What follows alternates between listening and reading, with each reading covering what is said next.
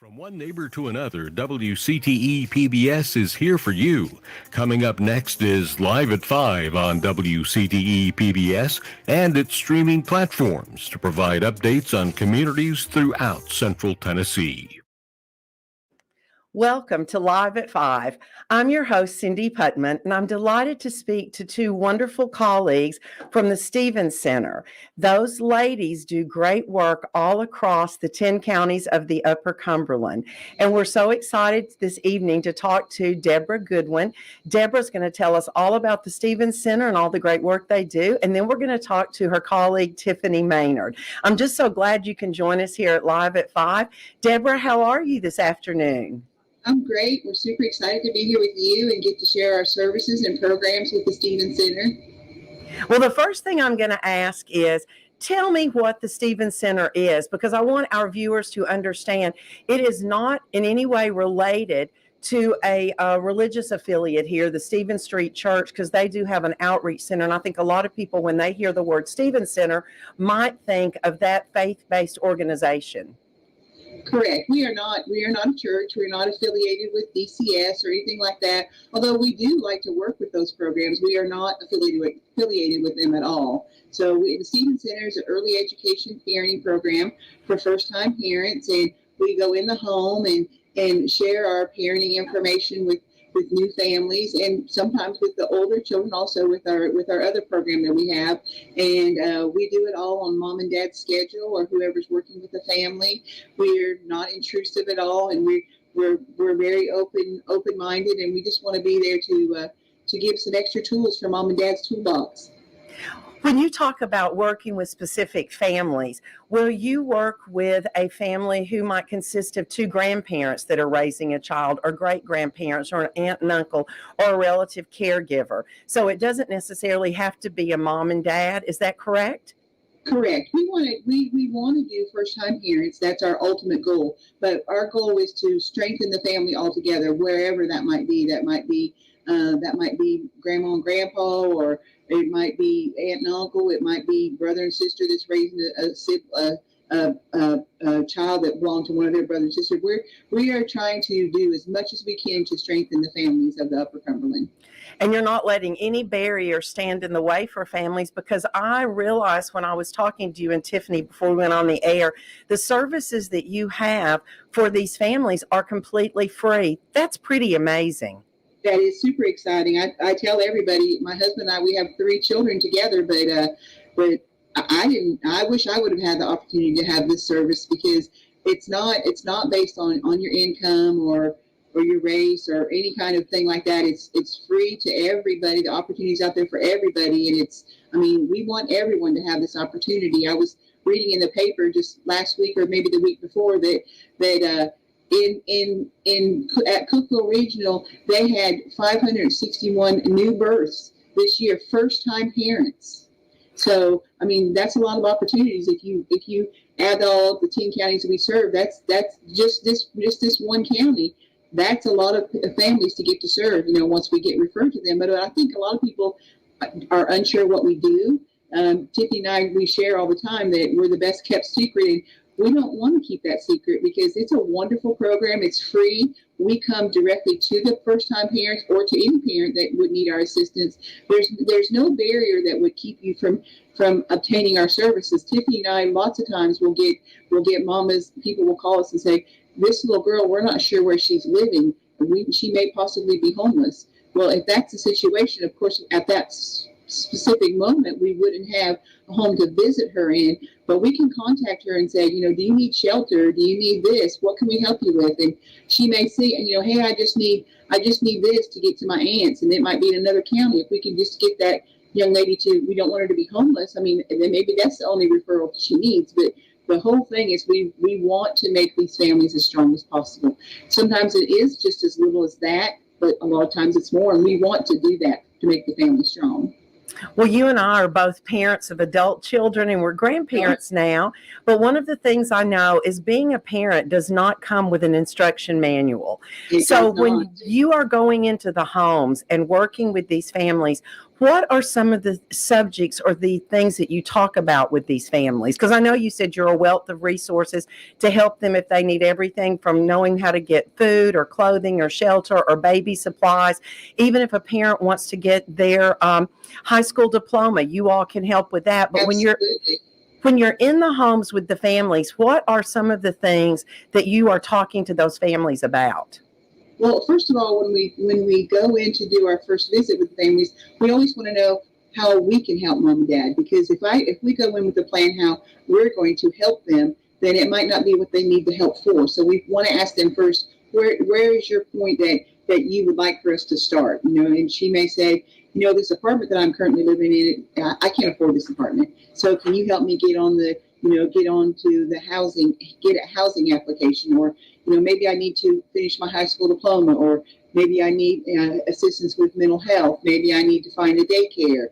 All those things that, you don't know unless you have some assistance to say, hey, this is the easiest path to go this way, or this is what the ladder is to this. So, lots of times it's just, they don't know that that these services are out there. So that's those are great things that you all do. And just as I share all the PBS Kids resources with families and provide them education about how to work with their child on being their child's first teacher, you are able to give them all these resources, and it just really helps them to create a parenting toolbox. Absolutely. That's what my supervisor talks about that all the time. It's just, we all just want more tools in our toolbox. And lots of times we're like, we just didn't know that opportunity was there or that service was there. So, just finding out what mom and dad need, what they need is the starting point. And then, I like to say my coworkers, they have the hardest job because they're actually going in, once a week with the families and doing the milestones of where babies need to be, and teaching all the different things that build the relationship with mom and dad, the serve and return with mom and dad. And just, it's just a wonderful thing to see once people know the source that's there. Once they know the serve and return with the kid, once mom and dad are healthy and have the things they need, they can be much, much better, stable, secure, empowered parents. And that's what we want. That's what I want for myself. That's what I want for my kids. I don't think anybody wants anything different. Everybody wants the same things for their families.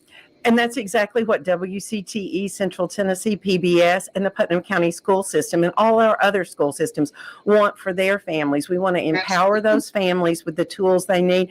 But you mentioned a few minutes ago about the mental health of new parents. I know there's a great stigma attached to postpartum depression and postpartum anxiety. How does your organization help moms that might be struggling with those mental health issues? Well, we ask, we talk with them when we spend a lot of time with them, and we find out what area mom is struggling with, and we can refer her to this place, or refer her to talk to her doctor, or refer her to talk to the local mental health place. We want to take away the shame, because I think that taking away the shame of needing help is going to be huge. Once we do that, taking away that stigma that you're somehow less of something because you're struggling with something is. Once we take that stigma away, I think it will be very helpful.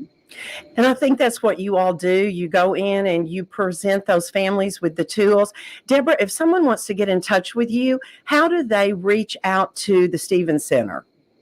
They can go on our website. They can call our office. They can Google our name. There's so many. They can call right now. And we can help with something. There's so many avenues to help to get to us. And now you can. I don't have the number memorized to our home office, but I can give it to you. 931-823-6432. And you can call our office, and that's in all 10 counties. If you call the main office, they can direct you to Tiffany or myself, or our supervisor, or our director, or the actual home visitor that works in that county. So we'll get to you. Thank you so much, Deborah. Deborah Goodwin, who's a family resource specialist for the Stevens Center. And we'll be back in just a moment to talk with Tiffany Maynard and find out more about what the Stevens Center does. Thank you so much.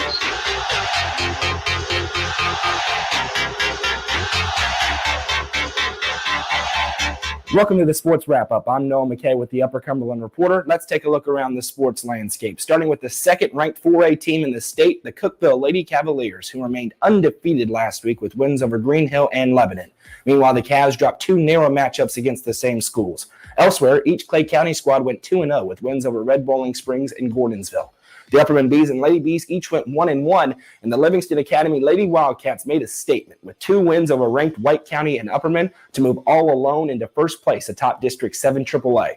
Looking ahead to this week, DeKalb County will travel to Stone Memorial, Pickett County will take on Gordonsville, and White County will host Upperman in another critical district doubleheader. Those games will be streamed live on the UCR Facebook page with the girls' game on Masterpiece. Stop looking for ulterior motives. A friend bet me I couldn't do this, and I'm going to prove that I can, no matter what it costs. I've never seen a man so sick. Please, help him. Sarah. No, it's me, Abigail. Now you're finally here. I can tell you everything. I don't think we're here because of a silly bet in the Reform Club. I hope you find what you're looking for. Just need some sort of sign. Around the World in 80 Days on Masterpiece.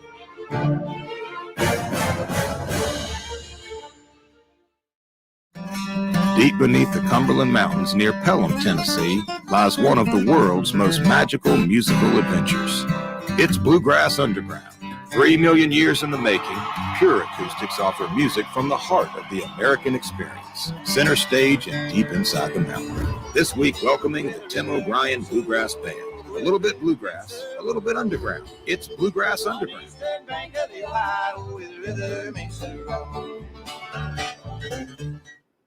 Welcome back to Live at 5. Go Lady Cavaliers. That was an exciting report. If you haven't watched Around the World in 80 Days, you're missing a very suspenseful story.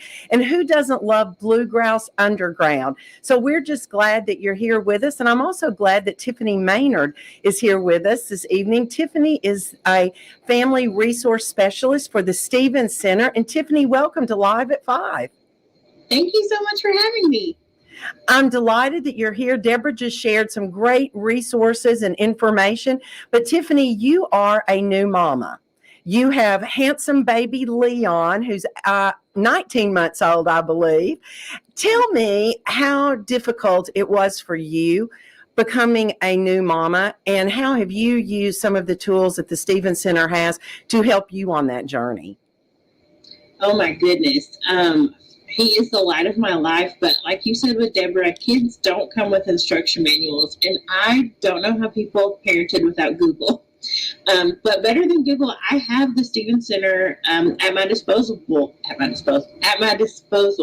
Sorry. And so I ask my coworkers all the time, especially right now, we're going through an issue with sleep with Leon. He doesn't want to sleep.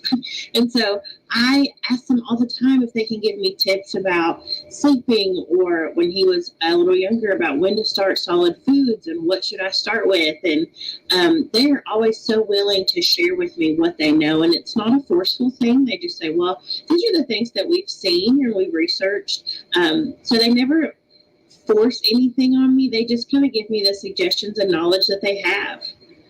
And I know that we talked earlier that the Stevens Center is now working in 10 counties of the 14 counties across the Upper Cumberland.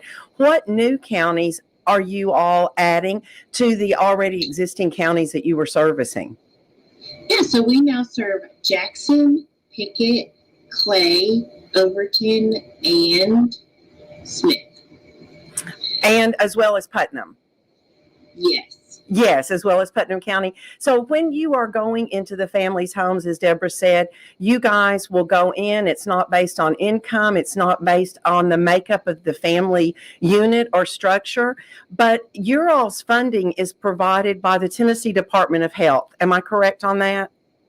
Yes. So we are funded through grants through the Department of Health, and then also some private donors. But the way that our grant works is we have to spend the money to get the money back. So for our training, for our home visitors who are in the homes every week with families, that training is about $12,000 to $13,000. So we have to spend that money before the state will reimburse us.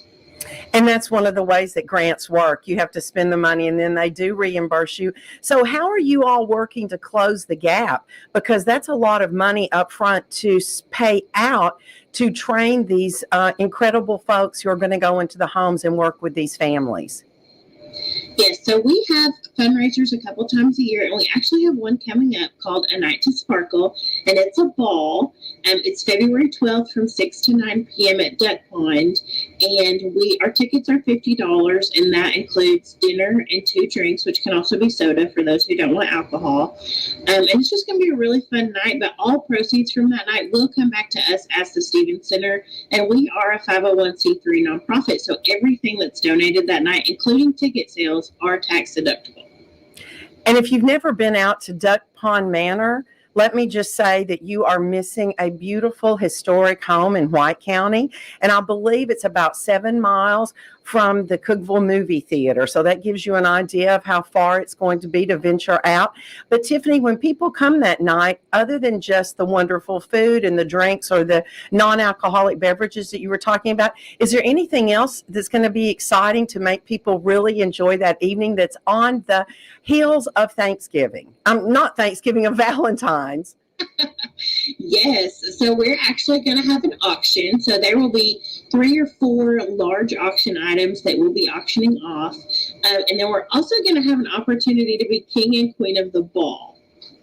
King and queen of the ball. Well, that sounds like a lot of fun. So just remember, if you're looking for something special to do with someone special in your life before Valentine's Day, obviously Thanksgiving has already passed, but it could be someone that you're extremely thankful for and you want to celebrate them. You can reach out to Tiffany and you can reach out to the Stevens Center and purchase one of those tickets. It's $50 per person. What a great evening, and you're benefiting such a wonderful resource that we have in our community.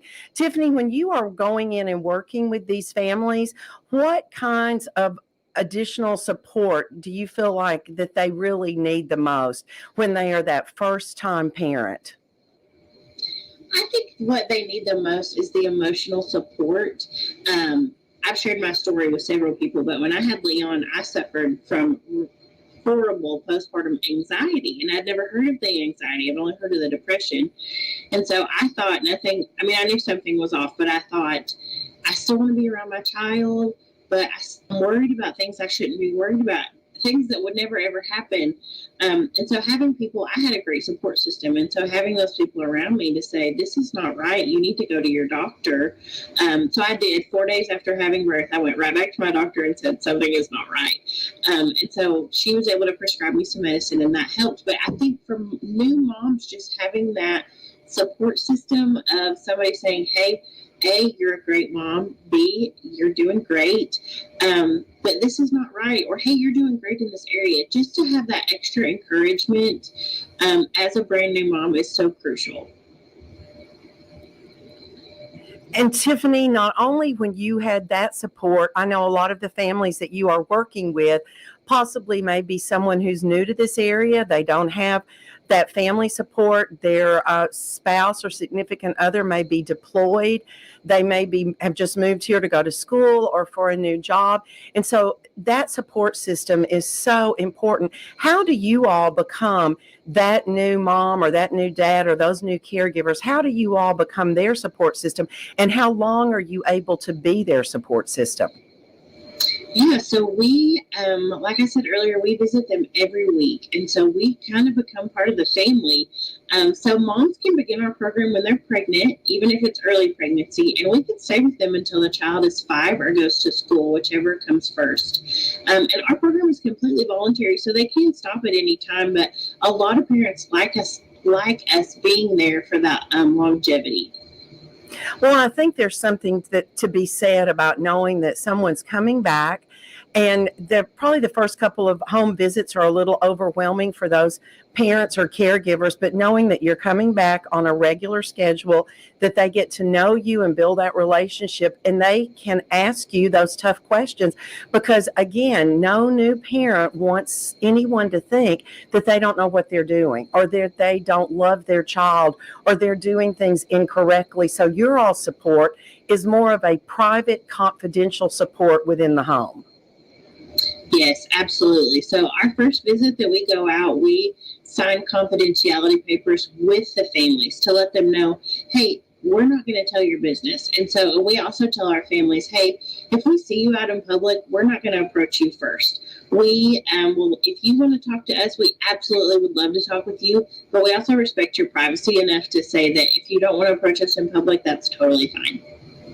And one of the great things about your all's organization is that we all share this common mission to build strong families, because when we support that family unit, then when children start to school, they are more ready to be successful in school because they're coming from a strong family unit. How long has the Stevens Center, Tiffany, been supporting families throughout the Upper Cumberland?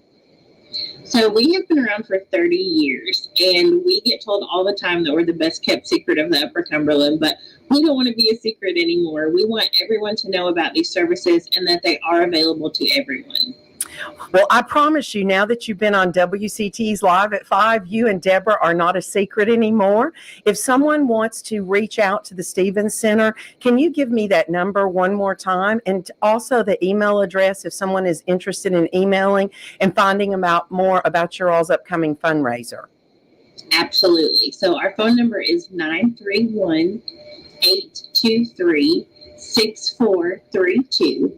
And our email address is stevencenter@twlakes.net. Thank you, Tiffany, so much. And I want to thank you and Deborah for sharing all this wonderful information on Live at 5.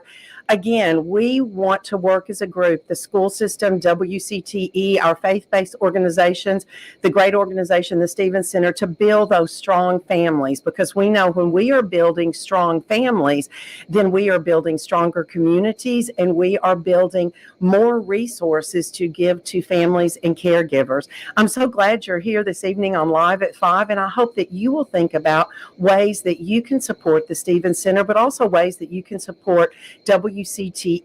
There are great programmings that are on WCTE right now. I know I've been DVRing so many great new shows that are out. And in just a moment, you guys are going to see some clips from all the new things that are premiering on WCTE. So don't go away, and we'll be back in just a moment.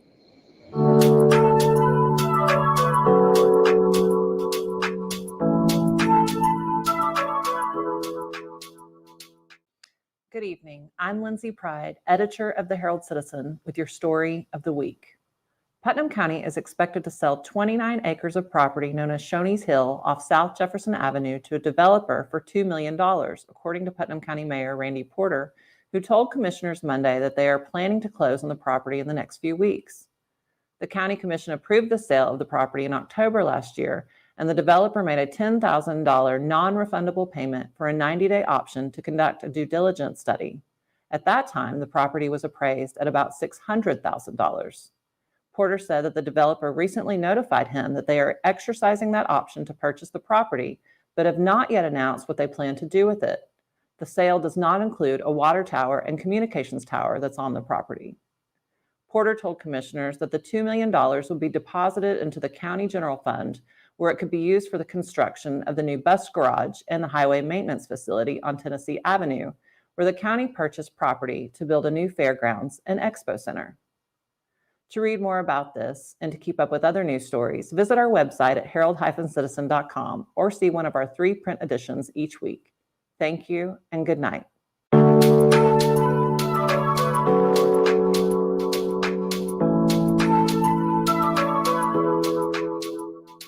On Masterpiece. The breathing don't sound right, Miss Harriet. Every problem has a solution. I just need to find it. Meet your new brood. You put me in charge of these hens, so I'm going to do it my way. What are you doing tomorrow night? I'm going out with you by the sounds of it. Tomorrow is your big chance to finally impress Helen. Good day, Mrs. Pumphrey. Where is our dear James? All creatures, great and small, on Masterpiece.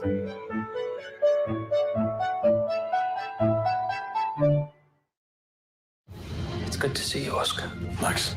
I assume it's a case? Is that why you've come? No suspects, no leads, no witnesses. Just like old times. I'm trying to build a profile of the killer. A profile? A psychological picture. Too many pieces don't fit. What do you see, Max? This isn't just a murder. He thinks I can identify him. You are in grave danger. What is it you're looking for this time? The answer to a riddle.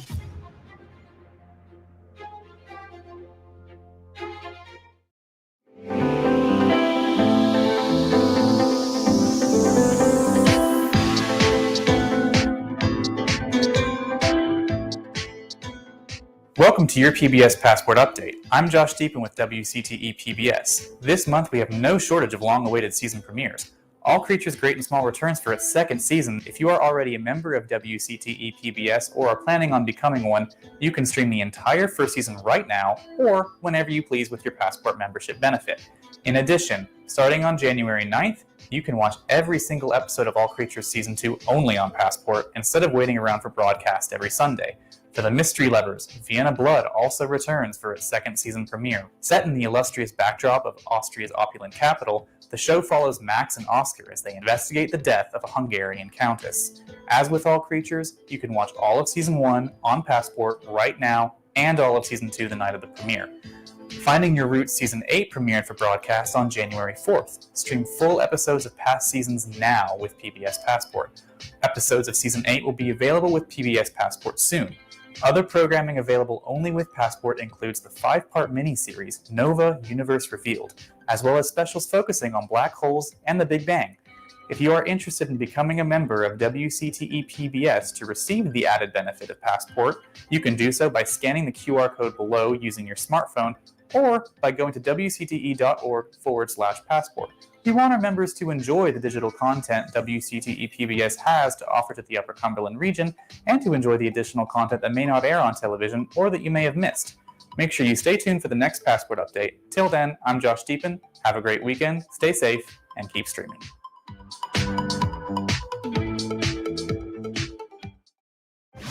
We have an emergency situation. We have a patient unconscious. How far is the nearest neurosurgeon? 600 k's away.